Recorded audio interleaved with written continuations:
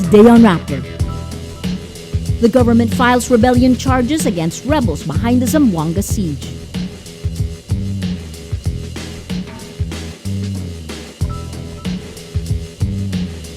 First, I was approached by the lawyer of Mrs. Napoles offering me money to settle the case involving the serious illegal detention case. The latest in the pork barrel case, the Council for Whistleblowers says a Napoles lawyer offered money to settle the case.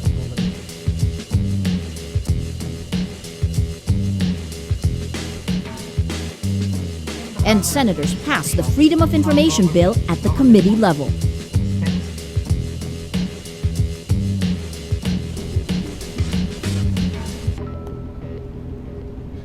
Hello, I'm Maria Ressa. Welcome to Rappler, your social news network. The government prepares rebellion charges against followers of Moro National Liberation Front founder Nur Miswari, who attacked and occupied parts of Zamboanga City for 10 days now. Deputy Regional State Prosecutor Peter Medalla says 70 members will be charged and additional names may be included. The Justice Department designates a panel of prosecutors to handle the inquest and preliminary investigation. The prosecutor's office is collecting evidence to charge more rebels. Interior Secretary Mar Rojas says the MNLF members will also face charges of murder and illegal possession of firearms. The Philippine National Police says it collected 159 sworn affidavits to strengthen the government's case against the rebels. The siege in Zamboanga City leaves more than 100 dead and thousands displaced. But on day 10 of the standoff, the city starts to show signs of rising again. Carmela Fonbuena reports. Zamboangueños are bigger than this. We shall fight for justice. We shall rebuild this city. We shall come out stronger after all this. It's day 10 in the standoff between government forces and the MNLF. Rebels hold their ground in pockets of areas. Fire broke out again in Santa Catalina. 2 soldiers died in gun battles. 126,000 residents are staying in evacuation centers. But little by little, Zamboanga City is trying to rise again. The rebels are still here, but the release of many hostages was somehow comforting. Sa akin ang personal, parang okay na siya. Kasi my prayers were answered already. Na yung hostages. Schools and offices are still closed. The city continues to impose a curfew. Zamboanga City's market remains closed, but vendors have found a temporary place to do business. Some banks, stores, and restaurants have opened. The airport and the seaport will soon resume operations. Yung Monday to Wednesday, mahirap talaga, as in kasi yung mga tao na phobia ba. Ngayon, okay na.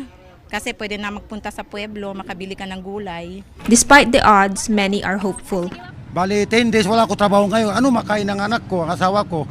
Hindi, sabi nila bukas mayroon daw. Hindi, yung parking, mga trabaho. Pero talaga, estimate ko yung mga Monday ba? Hintay na lang tayo. Mayor Ben Climaco says for Zamboanga City to rise again, it's important that the attackers are put in jail. The mayor wants to make sure it doesn't happen again. I stand firm with President Noy's pronouncement that charges shall be filed and justice will be gained for those whose lives were wasted in this atrocity. Let the perpetrators go to jail and never be allowed to come back to our city. The Justice Department has created a panel to focus on the charges to be filed against the rebels. Never again. This is Zamboanga City's battle cry. Carmela Fonbuena, Rappler, Zamboanga City.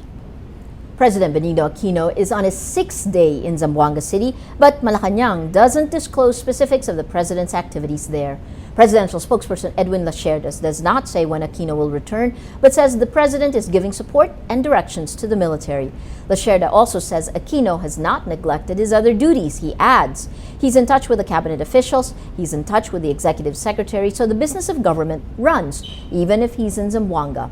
The presidential spokesperson also defends the work of intelligence units in the crisis, saying it was, quote, able to prevent amassing of the MNLF forces. This comes after lawmakers suggested the budget department should increase the military's intelligence fund. The filing of plunder charges before the Ombudsman won't stop the Senate's own investigation into the pork barrel scam. Senate Blue Ribbon Committee Chairman T.G. Gingona says the probe will continue on September 24. Gingona says principal whistleblower Ben Hurloy and other whistleblowers are invited to the hearing. This comes 2 days after the Justice Department filed plunder cases against 38 individuals involved in the scam, including Senators Bong Revilla, Juan Ponce Enrile, and Jinggoy Estrada. Senator Chis Escudero says the Senate has yet to look into the 74 non-governmental organizations not linked to scam mastermind Janet Napoles. Senator Nancy Binay says the probe must be expanded to look into national agencies, local government units, and government-owned corporations that use NGOs as conduits for public funds. Escudero says the Senate must hear from Napoles and other individuals Louis mentioned in his testimony last week. Records of pork barrel scam whistleblower Ben Hurloy show Senators Jinggoy Estrada, Bong Revilla, and Juan Ponce Enrile received millions in kickback money from disbursements to fake NGOs. In the formal complaint filed by the Justice Department before the Ombudsman, Estrada received more than 183.7 million pesos over 8 years from 2004 to 2012. His staff members Pauline Labayan and Ruby Tuason allegedly received the money. Both also face plunder complaints. Revilla is reported to have received the biggest amount in kickbacks, 224 million pesos over 4 years. Enrile is reported to have received 172 million pesos through Tuason and his chief of staff, Dindin Reyes. All three senators deny involvement in the pork barrel scam. The counsel for the whistleblowers in the pork barrel case says the lawyer of alleged scam mastermind Janet Napoles offered him money to settle. In an interview with Rappler, Levy Baligod says a Napoles lawyer approached him with money to settle the illegal detention case against Napoles. First, I was approached by the lawyer of Mrs. Napoles offering me money to settle the case involving the serious illegal detention case. And with regard to public crimes like plunder, malversation involving government officials, I also receive both subtle and overt messages and acts intended to silence us. You mentioned the lawyer of Janet Napoles, Lorna Kapunan? No, Attorney Freddy Villamor. So you were approached by that. What about lawmakers? Were you approached by any lawmakers to keep their names out? Yeah, through their emissaries. Baligod represents the whistleblowers who revealed details of alleged collusion between Napoles and several lawmakers to divert public funds in exchange for kickbacks. A Commission on Audit report shows at least 6.156 billion pesos in pork barrel were misused by 82 questionable NGOs. Although some lawmakers say the COA report alone is not enough evidence, Baligod says the report and witnesses' testimonies strengthen the case. Well, the COA report is enough to establish the fact that there were irregularities in the implementation of the PDAF. With the testimonies of the whistleblowers coupled by the evidence they have, it makes a strong combination to support at least a finding of probable cause on the level of the Ombudsman and hopefully a conviction beyond reasonable doubt after trial in the Sandigan Bayan. Baligod also says no politicians are supporting him and his clients to protect what he says is the integrity of the process. Are there politicians who are supporting you or are helping you in this? There's none, ma'am. And I made sure that there is no politician or any interest group behind us. We give more emphasis to the integrity of the process. We do not want it blemished or influenced by partisan political interest, because this is a rare opportunity for us to bring to justice powerful people. So we want people to regain their confidence in the system, trust in the justice system. The pork barrel scam reveals a web of corruption and collusion among lawmakers, and citizens are now calling for greater transparency. On Wednesday, the bill that would make public information accessible passes the Senate committee level. Ai Makaraig reports. 1 month after the Million People March, bloggers and journalists aren't content with the filing of plunder cases against lawmakers and the mastermind. They call for the swift passage of the Freedom of Information or FOI bill. More meaningful than impeaching the Chief Justice, more stunning than jailing a president, more selfless than giving up your pork barrel, more courageous than stepping out of the Ombudsman's way. Nothing will herald a new dawn more clearly than passing a law that tells Filipinos, here is your government, we have nothing to hide. Heads of TV and online news organizations say it's not just a law that's needed, but also a system to ensure information is both accessible and usable. Rappler CEO Maria Ressa suggests clear timetables for requests for information in an era when news first breaks on social media. 15 days in the web, in the time of online news, is a generation. We would like to submit that perhaps news organizations, journalists, not be subjected to the 15-day waiting period. Senators point out government agencies lack resources and skills to post information online. Media companies offer to share the information on their websites. Blogger Tonya Cruz says netizens can help the government digitize records, secure websites, and make apps. He says the passage of the bill is long overdue. The first FOI bill, filed in 1992, antedates the Philippines' first internet connection. We first had the first FOI bill before the Philippines had its first internet connection in March 1994. The Senate Committee on Public Information and Mass Media passes the bill and will submit its report to plenary next week. The FOI bill is now a priority of President Aquino, the first time since he promised to push for its passage in the 2010 election. The authors of the bill want the president to do more. I know that this will be the battleground, will be in the House of Representatives. And if the president or if the palace certifies this bill as really urgent or as one of their one of their measures that will be in their wish list, I don't think it will have a problem in passing. The Senate vows to pass the bill this year, but it's still unclear if Aquino will use his popularity to convince his allies in the House. Facebook, Twitter, websites. The tools used to organize anti-pork barrel protests can also help prevent and expose the kind of corruption that outraged the nation. Beyond supporting the FOI bill, netizens and journalists offer their services to ensure its effective implementation. The question is how far the president and lawmakers will go to push for a bill they say is a priority but isn't urgent. Ai Makaraig, Rappler.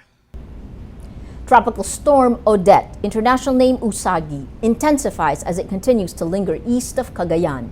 As of 4 p.m. Wednesday, Odette is spotted 770 kilometers east of Tuguegarao City. It's forecast to move towards Cagayan and Batanes at a slow 7 kilometers per hour.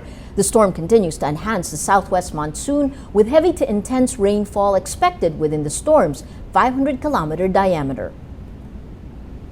Moving on to world news, rights group Amnesty International awards its highest honor to Malala Yousafzai, the Pakistani teen shot in the head by the Taliban for campaigning for girls' education.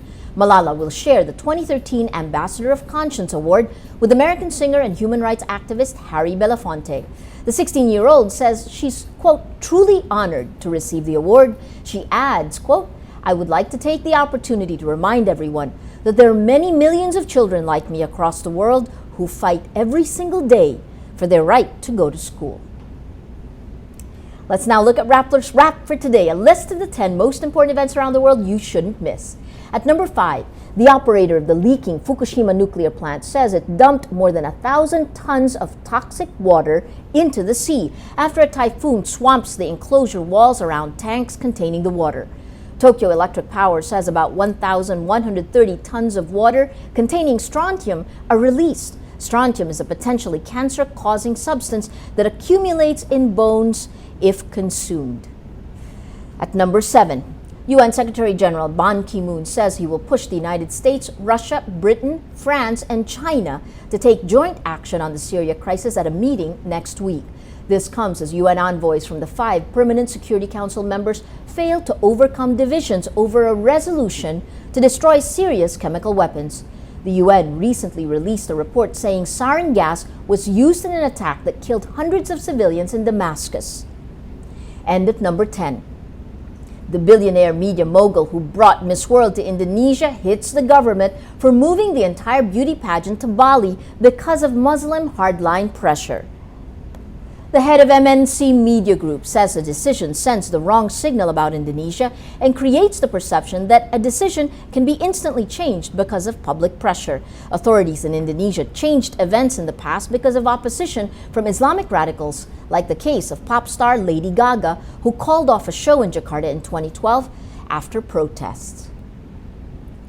For the full top 10, visit Rappler.com's The Wrap. Every story on Rappler has a mood meter which gives you 8 emotions to choose from. Click how you feel and your vote comes down to the mood navigator in the middle of the front page. That crowdsources the mood of the day. It also gives you the top 10 stories that have affected our readers and viewers the most. These 10 stories, their mood meters have gotten the most number of votes. If we take a look today, as you can see, top story that's gotten the most number of votes, whistleblowers. Senators got millions of pesos in kickbacks. You have, strangely, 3% sad, 3% annoyed, 3% inspired, and a whopping 88% angry. This story, MNLF, we seized Zambo City Police Chief, happened yesterday. 11% annoyed, 64% angry. And finally, this one, Jinggoy received millions of pesos in kickbacks until 2012. Can't quite tell. 91% angry. The red. Let's add this one. Revilla Estrada says, don't judge us. 84% angry. That red, leading to the mood of the day. Today, most people remain angry. Well, that is Rappler's newscast for today, Wednesday, September 18, 2013. Visit Rappler.com and watch our newscast Monday to Friday. Tell us how you feel on our mood meter and help us crowdsource the mood of the day. I'm Maria Ressa. As we say at Rappler, tomorrow begins today.